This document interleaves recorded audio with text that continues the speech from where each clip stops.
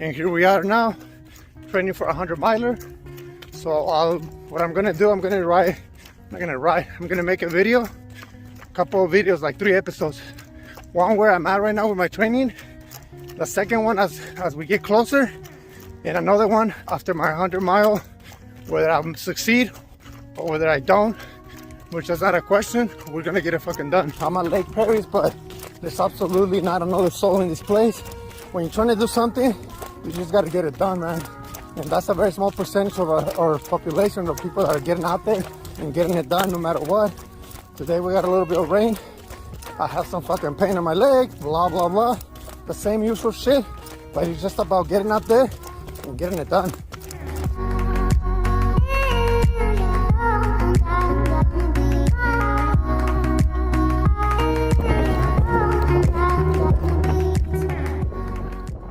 All right, so I just finished 15-mile run, and then I'm gonna try to put a video together so I can, talk a little bit about gear, hydration, nutrition, amount of miles I'm running in a week, and everything towards like anyone out there that wants to do pretty much anything long distance, anything endurance, marathon, ultra marathon, but mainly I'm training for a 100-miler, so that's what I will talk about it.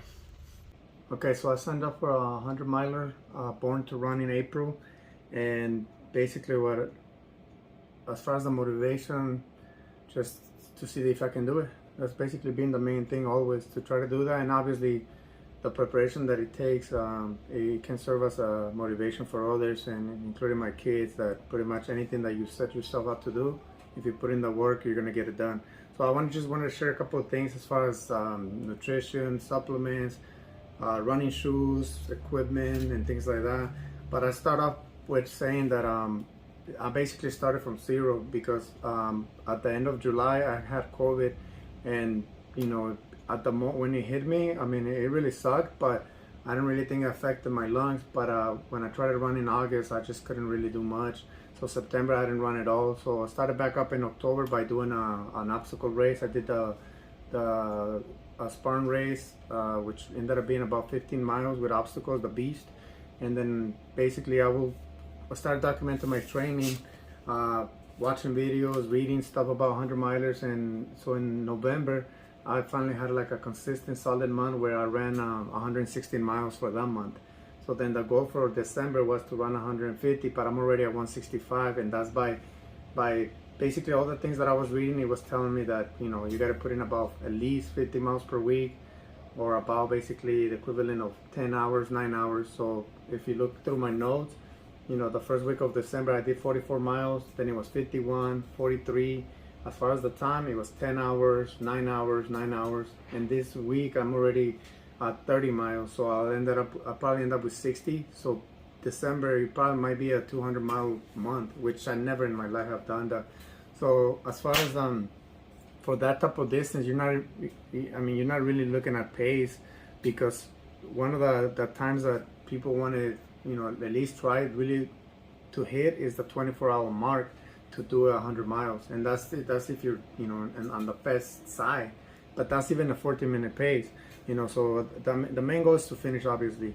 But again, if you're doing a 14-minute pace, that's 24 hours, which that would be incredible for people like me that I guess I don't consider myself a runner, but I still do a lot of running. So let's get to the nitty-gritty. As far as shoes go, when I'm doing road, I have 2 pairs, and basically they're the same ones, Hoka's, and this is I believe the Rincon. This is the Ironman edition. This one too is the Ironman ones, but these are a little newer model. And as you can see, they have nice little cushion, and typically I don't need a lot of cushion on my shoes. I could run with minimal, but when you put in a lot of miles, I found that these are really good for that. So same thing, Hoka's, but these are the Speedgoat 4s for trail. This is what I'm using for the trails. So that's the shoes. And so there's going to be so many different things that people are going to say when it comes to shoes, but you just got to see what works for you. And that goes with everything, nutrition, and even your training. What works for someone that might not work for you.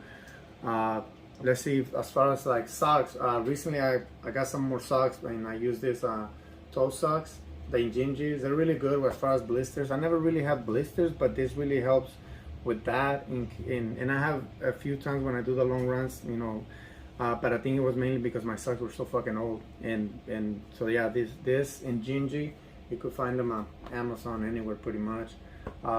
Then when it comes to nutrition, I'm doing a much better job, so I'm taking my, you know, omega-3, I'm taking multivitamins, and I'm taking this joint complex, which has a glucosamine.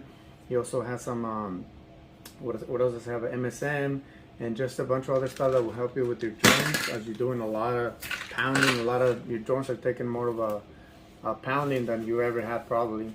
And then recovery, and try to keep some of your muscle. You do start getting a little skinnier if you don't supplement correctly, and probably add some weight training, which I haven't done, but I mean the plan is to do it. But again, when you're running 9 hours, 10 hours a week, it gets a little tough.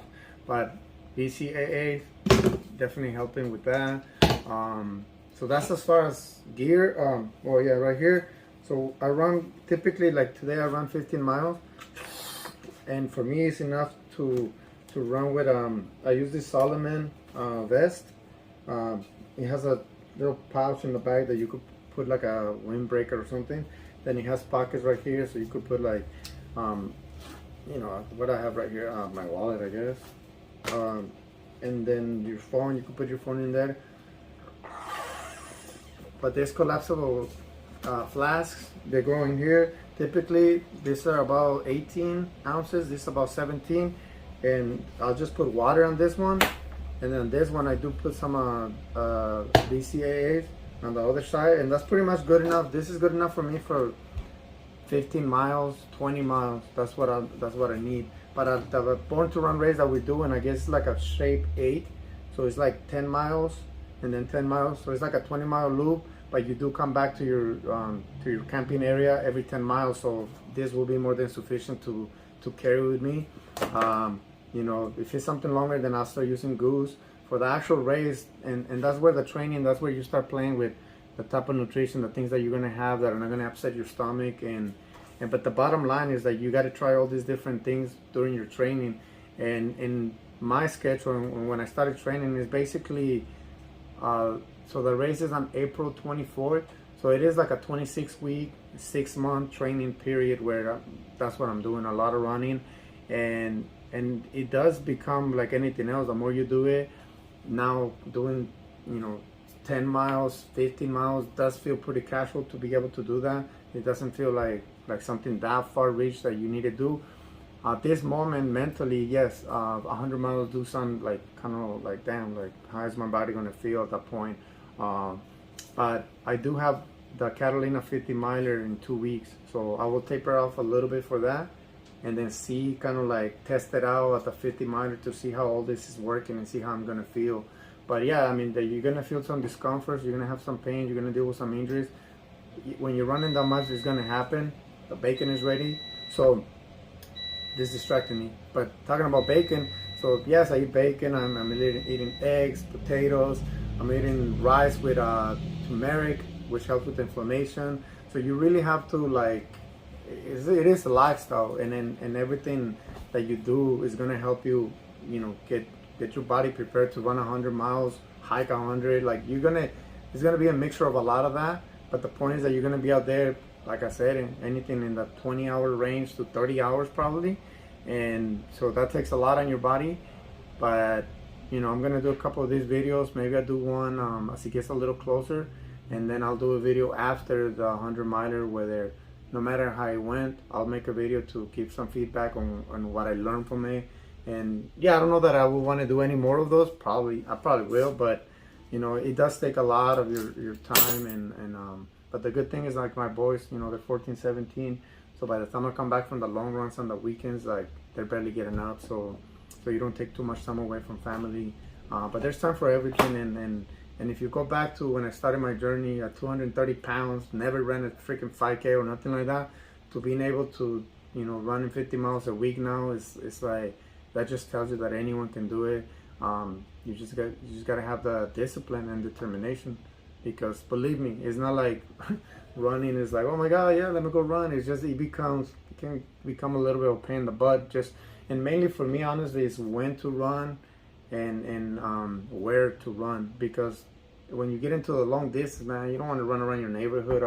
Even at the lake, you know, as some of you guys may know, when it started getting dark, I got chased by a damn coyote. So it just starts getting a little hard where to find those longer runs. So, you know, during the week, I'm doing, you know, 6-10 mile days, 15 miles. And then on the weekends, that's really when I try to get out to the trails. But now we got snow. So that is my dilemma right now, where to run. But hopefully some of the stuff on the video, if you have questions, you're hearing it from someone that is brand new to this stuff as far as 100 miles. So we can learn together as we go. And another thing, we do have a group on Strava and Garmin, and that helps a lot with like staying accountable, and you've seen your friends putting in the miles, so that always helps. And of course, anything related to what we do, Machete Madness, Instagram, Strava, Garmin, and all of those channels, Machete Madness, and let's get it done.